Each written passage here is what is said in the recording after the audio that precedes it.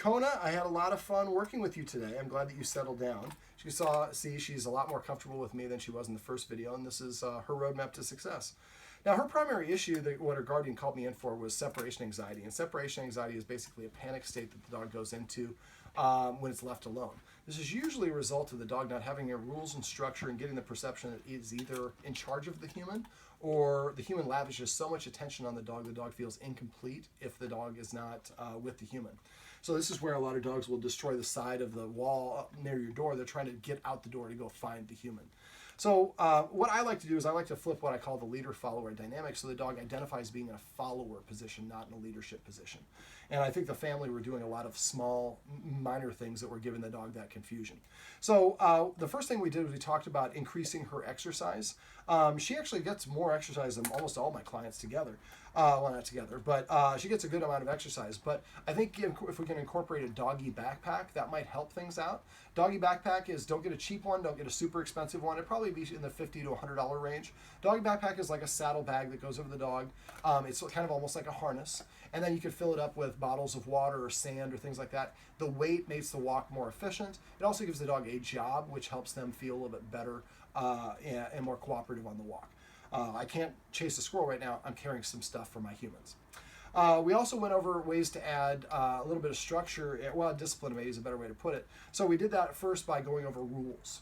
Some of the rules we suggested is having to sit before we let the dog in or out of the door. If I go to the door and I say sit, and Kona doesn't sit within about 3 to 5 seconds, I would walk away, sit down, and watch TV or pull out my phone, do whatever I want to do. Wait 1 minute, then go back to the door and tell her to sit, don't ask. If she doesn't sit this time, I walk away for 2 minutes. Next time for 4 minutes. Next time for 8 minutes. So I keep doubling the length of time I walk away until when I go to the door and say sit, she sits right away. As soon as she does, I open the door like there's a remote control in her butt. Now, the first stage is to just get her to sit at the door. After a while, she'll start going to the door to sit as her way of saying, I want to go outside. You're getting close to my thumb.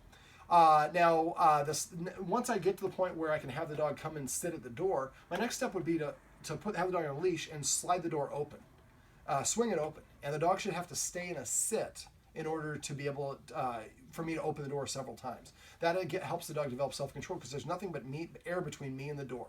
Or me in the street, and the dog has to develop that self-control themselves. I would also do it like doors, interior doors like here, because we are in an apartment, we don't have a backyard, but we have a little bit of yard over there. But whenever possible, try to make the dog sit. Sitting is a more subordinate position for dogs. Let me see. Other rules, the dog should not be allowed within 7 feet of anyone human who is eating. The dog should have to eat after the human who is feeding them eats something first. And if you're not going to eat a real meal, just put food in her bowl. Don't let her eat it. Use the escalating consequences, which I'll go over here in a minute, to keep her away from the bowl. And then the human that's feeding her, should eat something in 5 or more bites. Has to be real, can't be fake, can't be coffee or smoothie. They don't understand that as food. So just one chip or cracker in small 5 tiny bites if you don't really feel like eating. But eating is one of the most primally important activities that dogs participate in. So if we add a little bit of dominion over that, of us being in charge of the food and eating in the privileged or the leadership position, eating before the dog, that helps the dog see and respect the human a little bit more. Let me see. When we're eating food in the kitchen, dog's not allowed to go in the kitchen.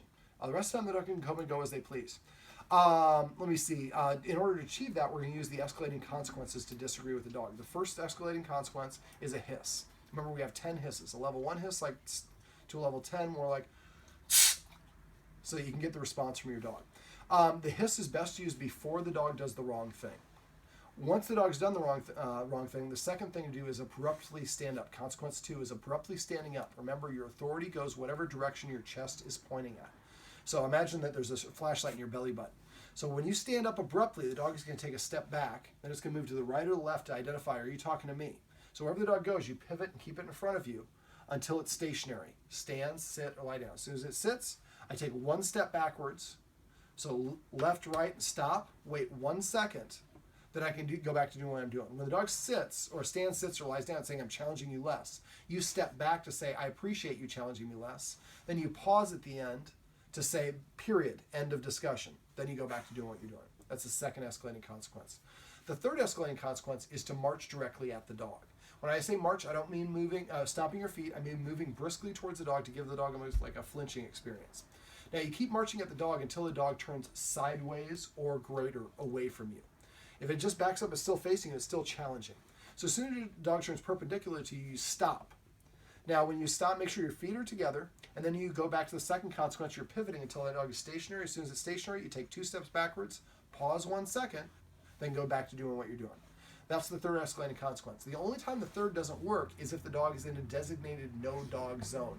Can you see this carpet here in the shot? So let's say the dog is coming here, and the dog's not allowed to be on this carpet. Well, this is not to scale because I can't stand up here, but oh, that's a good sign. That tells me that she likes me and she's comfortable enough to be near me without trying to run away. When I first came in, she was not acting like this. So if the dog came over here and I stood up and I marched at the dog, and the dog turned sideways right away, but it was still on this carpet, the carpet is no dog zone. So I would ignore that and keep walking into the dog as if it's not there, bumping into it, and as soon as it crossed the threshold here, that's where I would stop. This is how the dog learns where invisible boundaries are, like outside the kitchen, 10 feet away from the people eating food, or wherever it is. But again, when you move towards the person, move briskly, do not slow down, and do not stop until the dog turns sideways. If you bump into the dog, which you'll probably have to do the first several times, that's what's expected. But the dog needs to learn, oh, she means it. She stood up and she marched at me. I'm in trouble. I better turn sideways right away. And then the fourth consequence I have is what I call a leash timeout. I would put the dog on a leash, step on the leash about the distance from here to her butt. So in her case, about 3 feet away from where it attaches to her collar. I give her just enough room to stand or sit. Now, some dogs will throw a temper tantrum. If she does, that's fine. Don't say anything. Wait. As soon as she sits down, and do not tell her to sit, but as soon as she sits, we take the foot that's on the leash and we slide it towards the dog to take the tension off of the leash. A minute later, sometimes several minutes later, the dog will lay down like this. When it does, very subtly, I take my foot off of the leash. I don't take the leash off. I don't pet the dog. I don't tell it good job.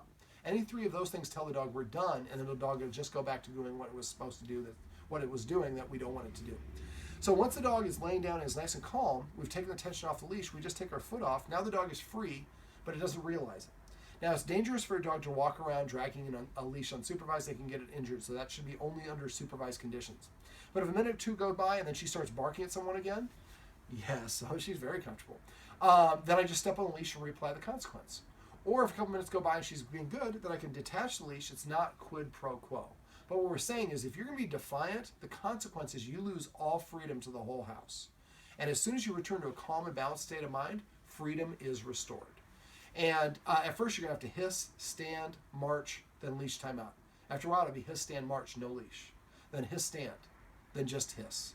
I can get my dog to drop a live squirrel out of their mouths with a hiss, but they know I'm going to follow through. Following through is also really, really important. For a dog, if I tell the dog, hey, if you outlast me, you win, you're going to create a defiant dog. So no matter what's going on, you have to outlast the dog and accomplish whatever it is you're trying to accomplish. Mom had been told that one-word commands are advisable, and it really should be one-word commands. The family uses a lot of multiple-word commands and also a lot of variations. Come here, over here, here girl, dog's name, whistle, tap my thigh. That makes it harder for the dog to understand. So what I would recommend we do is come up with a list of the command words and try to come up with fun command words. Dogs are the only animal that can read a human facial expression. So if you say chill, which is the new command for this position, and your dog flops down, your friends like laugh and smile. Your dog just made them all happy, and your dog can tell by reading their faces they're happy. That makes the dog feel good about itself. So you can use sit or stay or basic commands as well. But if you come up with new command words, I'd like you to try to come up with something that's funny and inside joke. We called it going in the dog bed Tahoe. And the dog got really good at going in there. And after a couple of minutes of practice with some positive reinforcement, the dog went in the kennel and laid down and took a nap, something that she doesn't ever do. So we can create a positive association just by petting with a purpose with good timing, or using the good timing when we say a command word. Now, we also went over ways to add structure, such as petting with a purpose. So if the dog comes up and nudges me or scratches me or barks at me or just comes and stares at me and tells me, pet me, damn it, and I reach over and pet it, well, I'm teaching her this is the proper way to ask. So what I would do instead is the dog comes and scratches at you, instead of petting her, tell her to sit, give her a counter order. When she sits, pet her under her chin, say the word sit just once. And then you could pet her for hours after that if you want. She just has to do something to change her state. If she's already sitting, ask her to come and sit over here or lie down. She just has to do something for the human's command before the human will give her interaction or pet with her. After a while, she will come up and sit in front of you to prepay for attention. When she does that, we want to make sure we acknowledge that. Most people spend all their time and energy correcting the dog for what they do wrong. But good attention from you and bad attention from you are the same thing. If doing the wrong thing gets your attention, that's what I'm going to continue to do. But from now on, if doing the wrong thing doesn't get any attention, but doing the right thing does, well, I'm going to start doing the things that the humans want, like sitting, coming, laying down. And that leads me to what I call passive training. So right here, come. She just came to me on her own. I just pet her and say, come. If she lays down on her own, we're going to pet her and say, chill. If she sits, we're going to pet her and say, sit. So we're just going to say whatever the command word is of whatever she happens to do. Now, if we're in the room and we see that the dog came in the room and came up to me like this, and I'm visiting, and I'm in on this, maybe one of the guardians says, reward. And I look at the dog, and I'm just like, she's standing, and she's here. Come. Sorry, sweetheart. Didn't want to spook you. Didn't want to give her the treat hand. So if she's standing, I'm assuming she just came to me. If she's sitting, I would just take it for granted that she sat and I missed the opportunity, so I'd reach over and pet her and say, sit. She laid down, pet her and say, crash. So we're just basically narrating whatever the dog has already done, but we're rewarding her for doing it and making her want to do those behaviors more in the future. Now, both of these are important parts of helping a dog with separation anxiety. By enforcing rules and boundaries, we help them see the humans as the authority figures, which removes a lot of the pressure and stress from their shoulders, which helps them go back to relaxing. The other thing is petting with a purpose, and one of the other things I'd like the guardian to do is go to YouTube and find easy dog tricks and make a goal for at least 2 months. So there's at least 8 of these. But dogs have a self-esteem factor. So the more we teach them, the more confident they're going to be. More reactive a dog is, typically the more insecure they are. So I'd like the guardian Sunday, Monday, whatever day of week it is, go to YouTube, find an easy dog trick. Doesn't have to be difficult ones, just, and direction. It doesn't have to be a trick either. It could be a command, like leaving the room by throwing the treat right outside the room and saying out. The video or the write-up that's right above or right below this one on my website will actually have that video, or we'll have me, I think, talking about how to do it. So basically, giving her directional commands can be also very beneficial, like going to the kennel is Tahoe. Leaving the room is out. Getting off the furniture is off. Yes. Oh, that was a little too much. Oh, I'll give you a sit for that. Sit. So the more that we give her skills, the more self-esteem she's going to have, the more confident she's going to be. Chill. And the less reactive she's going to be. So I'd like the guardian to go to YouTube, find easy dog tricks, and remember that there's different ways to teach a trick. If you try to teach your dog to do something one way and it's not responding, look for a different method that teaches it a different way. But it'll help engender a deeper bond and relationship with you and your dog. It'll help your dog respect you more as an authority figure, and it gives you the ability to redirect the dog's attention. We went through a focus exercise. We did it off camera. If you forget how to do that, let me know, and I can share a video with you to show you how to do it.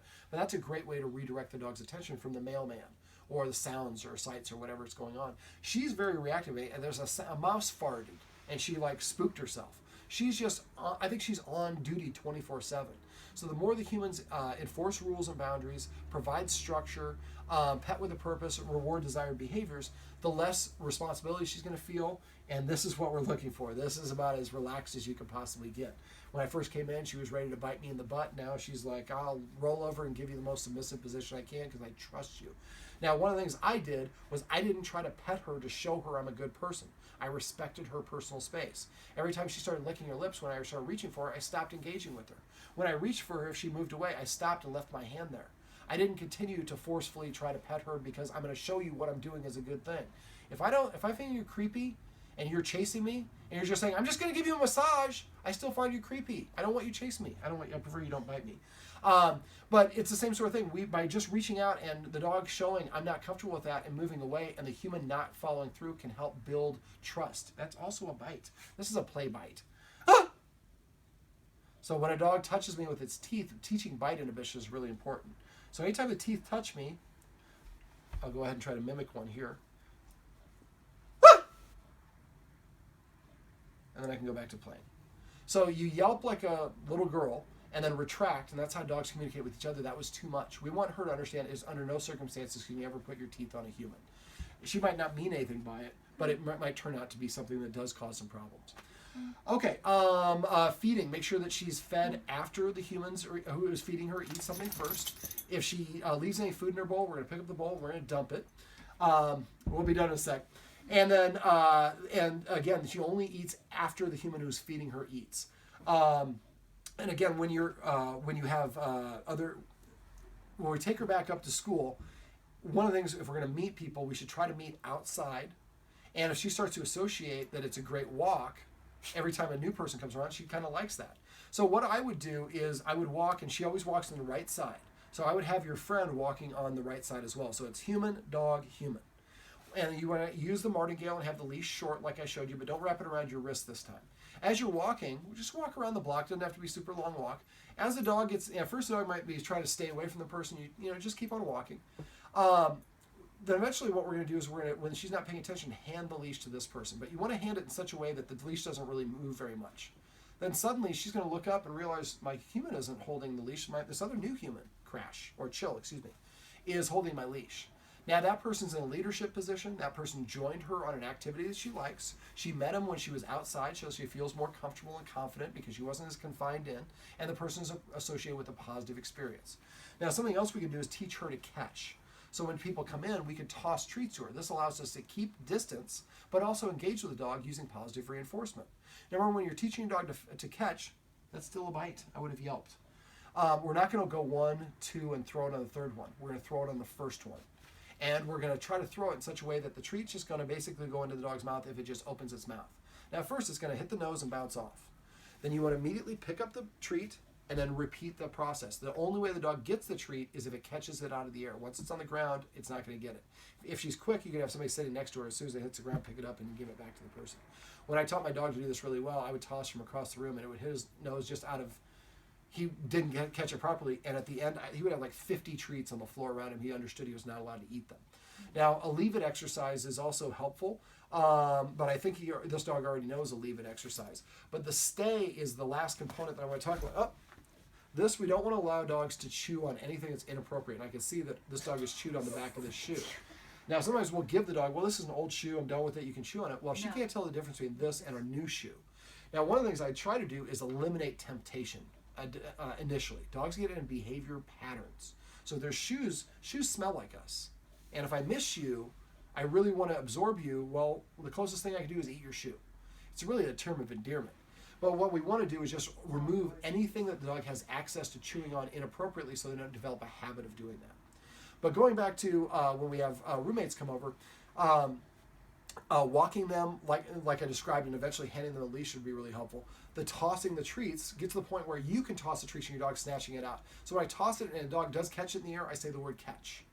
And only say it once it's gone in the dog's mouth. After a while, you can play catch with your dog. It helps with eye-mouth coordination. And then if you have guests come over and she's barking at them, they can say sit. When she sits, they toss the treat, she catches it. Now when people come over, they toss treats in my mouth. I like it when people come over.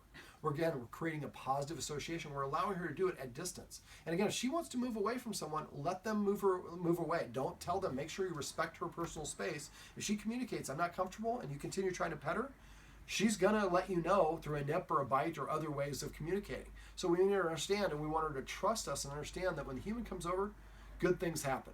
Now, the other thing that you could do, sometimes when I have guests come over, I give them like 6 or 8 of the tricky trainer treats that I'm going to leave with you. And as they come in, I might have the dog on a leash or way away from the door. As I come in, I might have the guest drop a treat here. Now, in an ideal situation, I would actually have the dog sitting over here to the side. And I open the door, and then the guest comes in and drops a treat here, takes 2 steps, drops another treat, every 2 steps they drop a treat. Once they've gotten about 10 feet away, they should sit down like where mom is right now, and then you would lead the dog to where the treats are. And they get the treats, and then they should go let her approach the person. Now, if she's trying to pull, don't let her pull. Make her sit, and when she's sitting calmly, then take another step towards her. But if she starts pulling, stop, put her in a sit again. So she can't pull her way towards you. And then once she gets close to the person should not pet her, should not be looking at her, should not be talking to her or engaging or do anything. The ideal situation would be have the dog approaching this way and have the person facing away and have them hold a treat out to their side. This is much more approachable to a dog than this coming front face. And once they take the treat out of her hand, and don't tell them to encourage. She comes and licks it out their hand, they should leave their hand where it is. Don't move it. A lot of times the dog come back and sniff it a second time and lick it a couple times. That's what we want. And then if the dog moves away, then they can pull out another treat, do the same thing. So the first way we're teaching, when a human comes into your home, treats fall from the sky. Second thing is when you approach the human, the treats are in his hand or her hand. So I like it when people come over because that means I'm getting these great rewards. Now, something else I went over was for the kennel is mom did this, is leaving toys and treats in the kennel when the dog is away. So every time they come by the kennel, they notice that there's a treat in there. Now, I think I omitted this from the video above about the kennel exercise, but sometimes having like one of these ribs or marrow bone or something like that, you can drill a hole through it, take a zip tie and zip it in the back of the kennel, very low, so the dog can go in the kennel, lay in this position, and chew on it with the kennel door open. So again, we want the dog to practice going in the kennel. You can calm in the kennel with the door open and feeling relaxed about it. Now, the dog knows how to stay, so I'd like the guardian to also practice putting the dog into a stay once she goes to the bathroom, and then come back and give the dog a release. Go put in a stay, go get a drink of water. So the idea is to put the dog in a stay and do something else in the house where we're outside of the dog's eyesight for progressively longer and longer periods of time. The same thing I talked about in the kennel video above. We want the dog to practice being alone, so with the human in the next room, so not truly alone. So it's not such, right now the dog goes from 100% access to humans to 0 when they leave, and it's too much for her. So we help her practice being alone in the home, but not with humans in their direct proximity. She practices being alone, and that helps her later on when she actually needs to be. Now, I'd like her to get some social interaction, whether it's doggy daycare or taking her to dog parks. Remember, when you go to the dog park, stand outside the fence and observe the dogs a little bit first. We want to find dogs that are close to her size and energy and play level. And if you go in the dog park and a dog that's all over her, nothing wrong with taking her out. What I do is most dog parks have like a two-way deal. They have a little gated area that you come in. So you come in the gated area, and all the dogs come to the dog park and they come to the fence. They're waiting to accost your dog. I don't go in. I sit there and wait. And eventually the dogs will kind of walk away and come back, walk away. I wait for all the dogs to walk away. And if other people come in, let them come in and go. But what we want your dog to be able to do is come into the yard without feeling intimidated, with being surrounded by 20 other dogs. Sometimes that can help, and in her case, I'm guessing probably not. So once they're moved away, then I make the dog sit. I only open the door when the dog sits. The dog has to do something to earn it. Earn a pet, earn a treat, earn food, or whatever it is. So as soon as she sits, then I open the door and then walk out, and she walks out. She gets to walk out not surrounded by other dogs. She's not running in. When a dog runs into a dog park and runs around, it's like showing up all the rest of the dogs, and the other dogs are going to be like, hey, buddy, I'm fast too. Let me trip you up and put you in your place. And we don't want that to happen. So if your dog comes in kind of calmly, quietly, some things you can do is put your dog in a position to succeed by taking her for a long walk before you go to the dog park. People look at me like I'm crazy when I'm saying that, but you should exercise your dog before it goes in there. Otherwise, it's going to have too much energy and might play too roughly with another dog, get in a dog fight. And if you go there and there are dogs in there that you don't like the energy and they don't seem to be getting corrected, then don't go back in. And, you know, for her, the first couple times, we might want to try to find a dog park where it's off-peak hours. Like, so if we go to one on Strand Street in Santa Monica, we might go at like 3 o'clock in the afternoon. At a time when there aren't going to be a lot of other dogs there, kind of a lower time level, or less activity will make it easier for her to get figure out what's going on and feel comfortable with it. And if you go to the dog park ever and there's nobody there, you should be like celebrating. Don't be mad there's no dogs. Let your dog sniff around. When they get done sniffing, practice sitting, practice coming, practice laying down, practice things in a big environment. Throw the ball, get her used to fetch, all those fun things. As you're leaving walks, we went through the martingale. I'm going to leave the martingale collar here. We went through the special twisted leash. Remember, it goes behind both front legs, so it's in the armpits. Sometimes it'll drift down. When it does, make sure you put it back in the armpits. She's a short-coated dog, so if you start noticing hair is being worn off here and here, get a tube sock, cut the end of it off, and run it through there, make it like a sleeve so it protects her. Remember the 5 rules for a structured walk. Rule number 1, stay in your position, right side. Her shoulder should be aligned with my hip. Rule number 2 is the correction is to go pull straight up real quickly and then take the tension off the leash right away before we activate our opposition reflex. So a quick jerk and relax. Her torso should never go in front of your or her chest should never exceed your torso. If she gets too far in front, you try to pull up, you're actually going to be pulling back, and that's going to cause her to pull forward. Rule number 1, stay in your position. Rule number 2, your arm should be going down nice and loose. Don't put any tension on it. If you're flexing your arm, you're putting tension on the leash. Rule number 3, the correction should be go up and then down right away. Rule number 4 is no stopping and sniffing. She can sniff as much as she wants on a walk, but if she stops to sniff and you stop, she told you what to do. As you're walking away, if she stops to sniff, let your arm go dead. Never pull from behind. Just let your arm go dead. The rig will eventually get her to come up with you. And then she doesn't mark, so she only has 4 rules for a walk. We have steps going down. Every time you're going on a walk, coming or going from a walk, stop short a couple steps down. And she needs to learn she can't race ahead of you. And she's so excited she's going to race down the steps. So we tried to do this a couple times coming back, and she kept on racing ahead, so I had the guardian go to 1 step at a time. And you might have to do that initially 1 step at a time. But eventually you can go to 2, 3, 4. And then you're just like the whole flight one time, and then next time you stop halfway through. Stopping suddenly will help her pay a little bit more attention to you. On walks, I would recommend taking high-value training treats with you between every driveway for the first week. Tell her to sit. As soon as she sits, put the treat in her mouth, say the word sit, then continue walking. After a while, you'll stop and she'll just sit down automatically. You've taught her the behavior you want her to display when you stop. Let me see. I'm probably forgetting some other thing. Is there anything else I'm forgetting that we were going to go over? I cover a lot in 3 hours. I think that we're actually a little bit past 3 hours in this one, but they're a very nice family, so I'm very happy to do so. So if you have questions or comments or problems or things you forgot to ask me about, call me or text me. Texting me is preferred. The number that Dad has, the 402 number, is the best number to reach me at because that's the phone that's in my pocket all the time. The other phones, I have to be in that market to actually have that phone in my pocket. So text me or call me sooner rather than later. I don't care if it's 7 years from now. I can help you. But if I don't hear from you, I assume everything is going great. All right, Kona, you did very good. She's like, I am exhausted. But that's a good sign. That means we did a good session. All right, this is Kona, and this is her roadmap to success. Remember, everything you do trains your dog. Only sometimes you mean it.